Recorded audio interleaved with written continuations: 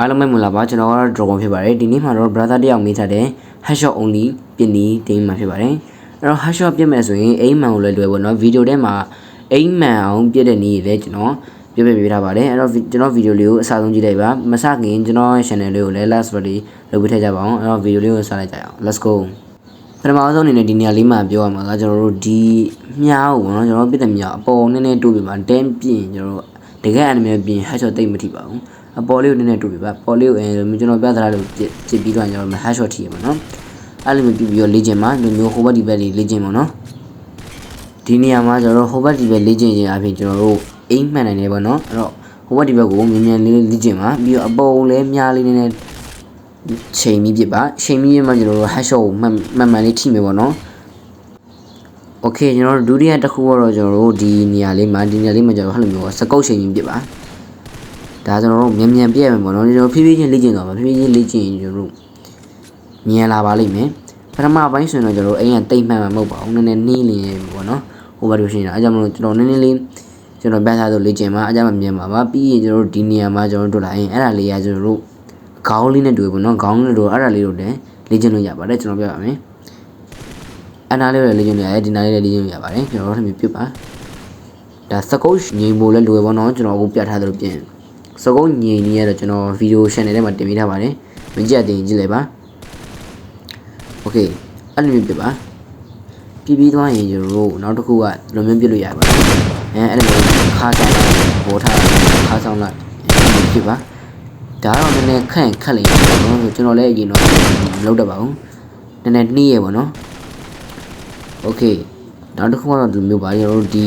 တင်မှာကျွန်တော်တို့အိမ်ခေါင်မိုးဘောတော့ဘာလို့လဲအဲ့လိုမျိုးမှရှိနေကျွန်တော်တို့ကြည့်ရအောင်လို့လေ့ကျင့်ပါဒါဆိုကျွန်တော်တို့ headshot တိတ်ထိမှာမဟုတ်ပါဘူးကျွန်တော်ပြောပြတာဒါ headshot တော့ထိကောင်းထိရင်တော့ထိမှာပေါ့နော်ဘယ်လိုလဲဆိုတော့ကျွန်တော်လေ့ကျင့်ပြတာ headshot မှန်နေဆိုတော့အဲ့လိုမျိုးလေ့ကျင့်ကြည့်ပါ headshot မှန်ပါလိမ့်မယ်ပြီးရင်နောက်တစ်ခုကဒီနေရာလေးမှာဘယ်လိုလေ့ကျင့်ရမလဲဆိုရင် headshot ကိုမှန်နေပြီဆိုရင်ကျွန်တော်ဘယ်လိုလေ့ကျင့်မလဲဆိုဟိုဘက်ဒီဘက်စောင်းဟိုဘက်ဒီဘက်တိုးလိုက်ပြစ်အဲ့လိုမျိုးပြစ်လိုက်အဲ့လိုမျိုးလုပ်လိုက်ပါလုပ်ပြီးတော့ကျွန်တော်နည်းနည်းအိမ်မှန်လာလိမ့်မယ်ပေါ့နော်โอเคနောက်တစ်ခုကဒီလိုမျိုးလေးပါခါဆောင်လိုက်ပြစ်လိုက်ခါဆောင်လိုက်ပြစ်လိုက်ဒါကတော့တွက်ဖို့လိုပဲပေါ့နော်ဒါလေ့ကျင့်နဲ့တွက်လာပါလိမ့်မယ်โอเคနောက်တစ်ခုကတော့ကျွန်တော်တို့ဒီလိုမျိုးအိမ်ထဲကနေပြစ်ပါအိမ်ထဲကနေခါဆောင်ပြီးပြစ်ပေါ့နော်ပြီးစကုတ်လည်းချိန်ကြည့်ပါစကုတ်ချိန်တာတော့နည်းနည်းခက်တယ်ကျွန်တော်တော့မှဒီမဲ့စစပြစ်ချင်းဆိုရင်မမအောင်ဒါ enemy ရဲ့ဒီနေရာကိုလည်းအတင်းကျပ်တီးမှရပါပါအဲ့လိုမျိုးပြင်ရင်ပေါ့နော် headshot တွေလည်းမှန်နိုင်တယ်အိမ်လည်းမှန်နိုင်ပါတယ်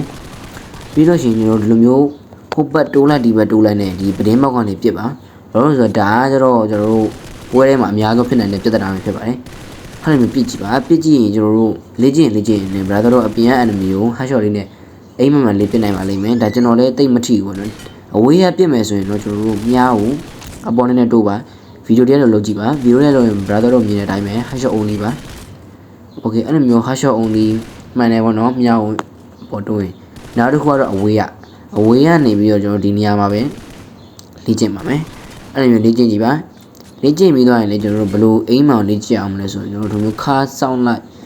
ပြီးတော့မှလေ့ကျင့်ပါနော်ခါဆောင်ပြီးစကုတ်ချိန်မျိုးအဝေးကနေပြစ်ကြည့်ပါဒါကျွန်တော်တို့ဘယ်မှာအသုံးဝင်လဲဆိုရင်ကျွန်တော်တို့အနေရန်အနောက်ကနေပြီးတော့အဝေးကိုလှမ်းပြီးပြစ်တဲ့နေရာမှာအသုံးဝင်ပါတယ်ဒါသာတော့ကျွန်တော်ပြောခဲ့သလိုမျိုးလေ့ကျင့်မယ်ဆိုရင်ကျွန်တော်တို့တေချာပေါက်အိမ်မှန်ပြီးတော့ headshot ပြစ်တက်လာပါလိမ့်မယ်ဒီ headshot ပြစ်တဲ့နေရာတွေကကျွန်တော်တို့ enemy နဲ့ပြစ်တဲ့ချိန်ကျရင်တပန်းတာပါတယ်ဘာလို့လဲဆိုတော့ headshot ပြစ်တော့ damage ပို့ပြီးတော့ထိပါတယ်ပေါ့နော်ဒါကျွန်တော်တို့ TDN နေမှာပြစ်တဲ့အချိန်မှာလည်းအသုံးဝင်ပါတယ်အဲ့တော့ကျွန်တော်ဗီဒီယိုလောက်ပါပဲနောက်ဗီဒီယိုပြန်ကြည့်ကြပါမယ်အားလုံးပဲပတ်ပါပါ